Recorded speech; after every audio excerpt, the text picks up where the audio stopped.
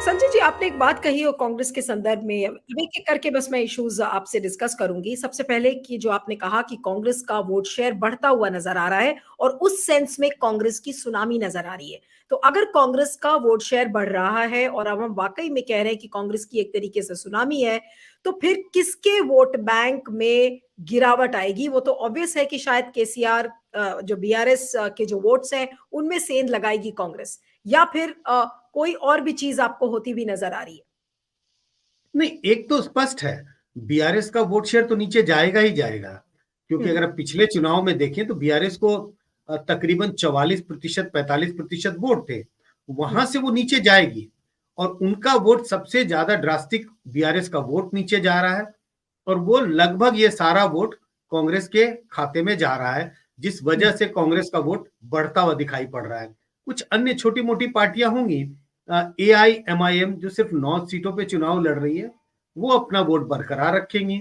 BJP के पास जितनी vote पहले थी, लगभग मुझे लग रहा है बीजेपी लगभग 10, 11, 12% वोट लेकर के मैदान में डटी रहेंगी, लेकिन भारी नुकसान बीआरएस को हो रहा है और इसका सीधा-सीधा फायदा कांग्रेस को होता हुआ दिखाई पड़ रहा है।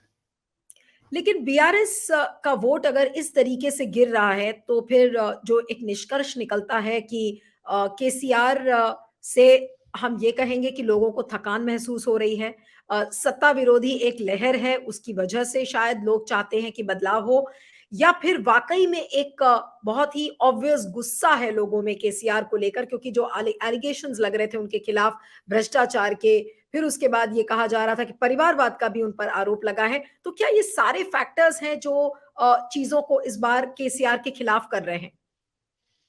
जिन सारे फैक्टर्स का आपने जिक्र किया, अगर इसका निचोड़ निकालें, तो मुझे लगता है एक शब्द है भ्रष्टाचार, करप्शन। हुँ, और यही शब्द जो है इसमें सारी चीजें समावेशित हैं, जिन चीजों का आपने जिक्र किया, परिवारवाद, स्कीम्स पॉपुलर स्कीम्स हैं, लेकिन भ्रष्टाचार की चर्चा होती है, परिवारवाद की चर्चा हो रही है और एरोगेंस की चर्चा हो रही है। ये सारी चीजें जो है कहीं ना कहीं अलग अलग सेक्शन के वोटरों को नाराज करता रहा पिछले 5-10 साल के कार्यकाल में। पहले के 5 साल तो लोग काफी खुश थे, इसी वजह से 2018 में इतना बड़ा मैंडेट मिला। हुँ। लेकिन पिछले 3-4 साल से जो शासन रहा, परिवारवाद एक बड़ा मुद्दा बन के आया। हुँ। कांग्रेस ने इस मुद्दे को भुनाने की कोशिश की। जो आरोप कांग्रेस को पर राष्ट्रीय स्तर पर लगाया जाता है, खासकर बीजेपी के द्वारा, इसी इसी को मुद्दा कांग्रेस ने तेलंगाना में बीआरएस के खिलाफ बनाया। तो भ्रष्टाचार, परिवारवाद, तो जब इस तरह के आरोप लगने लगते हैं, तो एक सरकार का अच्छा किया हुआ काम भी लोगों को साधारण दिखने लगता है। कामकाज के बारे में मुझे नहीं लगता कि लोगों की बड़ी बड़ी बड़ी नाराजगी है।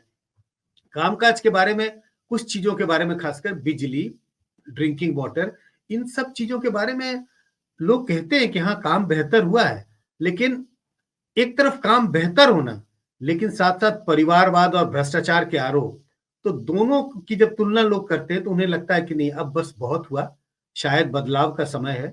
इस वजह से बड़ी संख्या में वोटर बीआरएस को का साथ छोड़ कांग्रेस की ओर झुकते हुए आज दिखाई पड़ रहे हैं।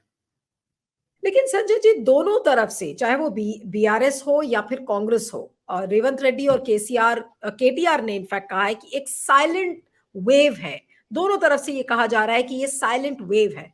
अब ये साइलेंट वेव को किस तरीके से पढ़ा जाए? अगर ये बहुत ऑब्वियस वेव नहीं है, एक साइलेंट वेव है, एक साइलेंट अंडर करंट है, तो उसको कैसे पढ़ा जाए? रेवंत रेड्डी भी उस साइलेंट वेव का दावा कर रहे हैं और साथ में कांग्रेस भी एक साइलेंट वेव का दावा करती हुई नजर आ रही है।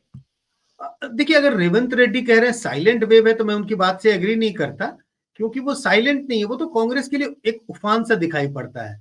अगर मैं इसकी तुलना तेलंगाना स्टेट के चुनावों की तुलना वेस्ट बंगाल के चुनावों से करूं, तो वेस्ट बंगाल के चुनाव में मैं भी ये कहता रहा कि वेस्ट बंगाल में टीएमसी के पक्ष में साइलेंट वेव है।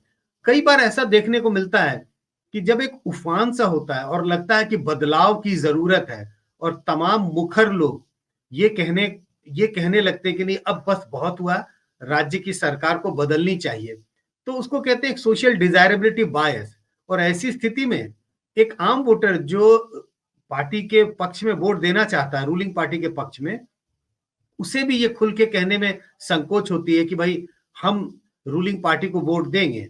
तो साइलेंट वेव अगर कुछ है जो हम नहीं पकड़ पा रहे, लोग नहीं पकड़ पा रहे, तो वो बीआरएस के पक्ष में होने की संभावना है। हो सकता है ऐसे वोटर हैं जिनको स्कीम्स का फायदा मिला, लेकिन चूंकि एक माहौल बन रहा है तेलंगाना में कि भाई बदलाव की राजनीति, बदलाव चाहिए, तो ऐसी स्थिति में ऐसे वोटर जो बदलाव के पक्ष में नहीं है, शायद मुखर होकर नहीं बोल रहे। मैंने बंगाल से तुलना इसी के लिए की कि आपको याद होगा नीलू जी, बंगाल में बिल्कुल बीजेपी के लिए एक उफान सा दिखाई पड़ता था और दिल्ली में बैठ के ऐसा लगता था कि बिल्कुल सरकार जा रही है ममता बनर्जी की और बीजेपी बड़ी जीत हासिल करेगी। लेकिन जब बंगाल में घूम रहा था और मुझे ये लगा था कि नहीं, ये एक सोशल डिजायरेबिलिटी का सवाल हो गया। ऐसे लोग जो ममता बनर्जी के पक्ष में अभी भी खड़े हैं, अब उन्हें लगता है कि पब्लिकली ये कहना कि नहीं हम तो अभी भी ममता बनर्जी को वोट देंगे, तो शायद उनकी हंसी होगी, उनका माहौल बनेगा, इसी के लिए वो चुप रहे। लेकिन वोट के दिन उन्होंने जाकर टीएमसी के पक्ष में वोट दिया। आप देखिए अगर 2014 के लोकसभा की बात करें, कैसा माहौल बना था कांग्रेस के खिलाफ।